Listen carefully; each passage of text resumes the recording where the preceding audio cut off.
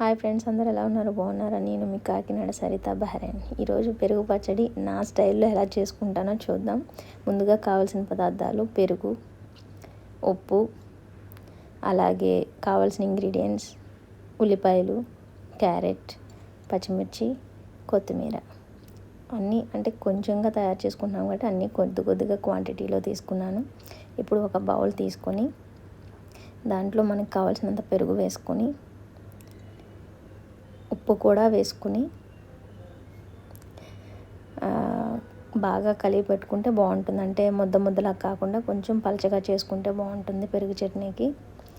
దాని తర్వాత దానిలోనే మనం కట్ చేసి పెట్టుకున్న ఉల్లిపాయలు, అలాగే పచ్చిమిర్చి, క్యారెట్, కొత్తిమీర మొత్తం మనం కట్ చేసి పెట్టుకుని రెడీగా పెట్టుకుని ఇంగ్రీడియంట్స్ అన్నీ వేసుకొని అలాగే ఒకసారి మళ్ళీ కలుపుకొని మూత పెట్టుకొని కొన్ని నిమిషాల పాటు వెయిట్ చేస్తే, అంటే కొన్ని నిమిషాల పాటు వెయిట్ చేస్తే అంటే కొంచెం అన్నింటికి పెరుగు పట్టే విధంగా మూత పెట్టి ఒక 2 మినిట్స్ 5 మినిట్స్ వరకు వెయిట్ చేస్తే మనకి కావాల్సిన పెరుగు చట్నీ రెడీ అయిపోతున్నట్టే. చూసారు కదా, ఈ విధంగా కలిపి మూత పెట్టుకోవాలి.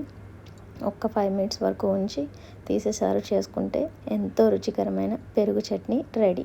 మళ్ళీ నెక్స్ట్ వీడియోలో కలుద్దాం. అంతవరకు బాయ్.